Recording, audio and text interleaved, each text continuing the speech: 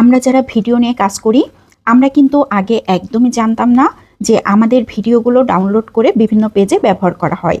এটি কিন্তু বড় বড় ইউজার যারা আছেন আমরা মনে করতাম যে তাদের ভিডিওই হয়তো এইভাবে ডাউনলোড করে অনেকেই কপি করে, কিন্তু ছোট ছোট পেজ আমাদের মতো যারা রয়েছেন আমরা কিন্তু কখনোই বুঝতে পারতাম না যে আমাদের ভিডিওগুলো এইভাবে ডাউনলোড করে নতুন নতুন পেজে আপলোড করা হয়। আসলে এটা একটা বড় ধরনের সমস্যা। তো এখন কিন্তু রাইট ম্যানেজার আর পেজে দিচ্ছে না, অনেক দিন থেকেই বন্ধ রয়েছে। এই জন্য কিছুদিনের মধ্যে পেজে কিন্তু নতুন একটা টুলস অ্যাড হয়েছে, সেটা হচ্ছে কন্টেন্ট প্রোটেকশন। আপনার কন্টেন্টগুলোকে আপনি প্রোটেক্ট করতে পারেন, মানে প্রোটেকশন দিয়ে রাখতে পারেন। এত সুন্দর একটা টুলস অ্যাড হয়েছে, আসলে এটা আমাদের জন্য খুবই দরকার ছিল। আমরা যারা ভিডিও নিয়ে কাজ করি, বিশেষ করে নিজের ভিডিও নিজে মানে প্রোটেকশন দেওয়া, এটা কিন্তু অনেক বড় একটা ব্যাপার। আমার ভিডিও ডাউনলোড করে অন্য পেজে ব্যবহার করা হচ্ছে, অন্যরা ব্যবহার করছে। আসলে এই টুলসটা যদি আমি না পেতাম তাহলে আমি বুঝতামই না যে আমার ভিডিও এত মানুষ ডাউনলোড করে তাদের পেজে আপলোড করে। আমি এই কয়েকদিনে যে কি পরিমাণে দেখছি ভিডিও আপলোড দেবার সাথে সাথে সেই ভিডিওগুলো ডাউনলোড করে তাদের পেজে আপলোড করা হয়। এই কন্টেন্ট প্রোটেকশনটা অ্যাড হবার পরই কিন্তু নোটিফিকেশন আকারে এগুলো আমাদেরকে জানিয়ে দেওয়া হচ্ছে যে আমার এই ভিডিওটা অন্য কেউ ডাউনলোড করে তার পেজে আপলোড করেছে, কত পার্সেন্ট আপলোড করেছে, কতটুকু আপলোড করেছে সেটা বোঝা যাচ্ছে। তারা কতটুকু চেঞ্জ করেছে, পুরো 100%ই ব্যবহার করেছে কিনা, আবার হচ্ছে তার থেকে কিছু কিছু অংশ ব্যবহার করেছে কিনা সেটা দেখা যাচ্ছে।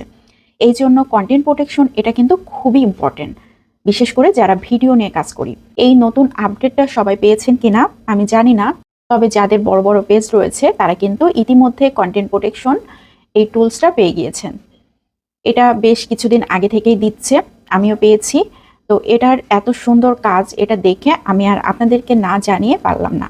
এই টুলসটা আমাদের জন্য খুব ইম্পর্টেন্ট ছিল। যাদের পেজে ইতিমধ্যে চলে এসেছে কন্টেন্ট প্রোটেকশন নামে টুলসটা, তারা টুলসটাকে অন করে নেবেন। অন করলে কিন্তু কন্টেন্ট প্রোটেকশনের মধ্যে অনেক কিছু রয়েছে।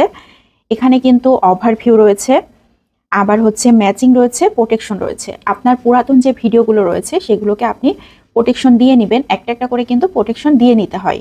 আর তারপর একবার প্রোটেকশন দেবার পর আপনি নতুন যে ভিডিওগুলো আপলোড করবেন সেগুলো কিন্তু অটোমেটিক প্রোটেক্ট হয়ে যায়। এজন্য আগের ভিডিওগুলোকে প্রোটেকশন দিয়ে নিতে হবে, তারপরে নতুন ভিডিও আপলোড দিবেন, সেগুলো অটোমেটিক প্রোটেক্ট হয়ে যাবে।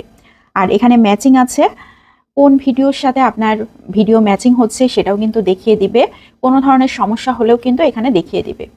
আপনি যদি অন্যের ভিডিও নিয়ে কাজ করে থাকেন তাহলে অনেক বড় সমস্যা। যারা অন্যের ভিডিও নিয়ে কাজ করেছেন এই পর্যন্ত, মানে কপিরাইট ভিডিও নিয়ে কাজ করেন, এদের কিন্তু বড় একটা সমস্যা। নতুন এই টুলসটা আসার পর থেকে অনেকেই যারা অন্যের ভিডিও নিয়ে কাজ করেন তাদের জন্য তো বড় ধরনের সমস্যা তৈরি হয়েছে। আর যারা রিয়েল আমাদের মতো মানে নিজের ভিডিও নিয়ে কাজ করেন এদের জন্য তো খুবই সুবিধা হয়েছে। আমরা যারা ভিডিও মেক করি আমরা জানি যে একটা ভিডিও মেক করতে কত পরিশ্রম, কত কষ্ট করতে হয়। আর সেই ভিডিও যদি কেউ ডাউনলোড করে তার পেজে আপলোড দেয়, সেখান থেকে ফলোয়ার বাড়াবে, সেই ভিডিওর ভিউ বাড়াবে, একটা সময় সে মনিটাইজ পাবে। এটা বলেন তো কেমন লাগে? আমি আজ 1 সপ্তাহ ধরে এই একটা সমস্যায় রয়েছি। কন্টেন্ট প্রোটেকশনটা আসার পর থেকে আমি দেখছি আমার প্রত্যেকটা ভিডিও ডাউনলোড করে বিভিন্ন পেজে ব্যবহার করছে। এটা দেখার পর থেকে আমার একটু খারাপই লাগলো। এই জন্য আমি বিষয়টা জানানোর জন্যই ভিডিও আকারে আপনাদের সবাইকে জানালাম। যারা এই টুলসটা পেয়েছেন, নতুন টুলস, বুঝতে পারছেন না কি করবেন, তারা অবশ্যই সেট আপ দিয়ে নেবেন। আর সেট আপ দিলেই দেখবেন আপনারা যারা ভিডিও নিয়ে কাজ করেন তাদের কিন্তু ভিডিও প্রোটেক্ট হয়ে যাবে।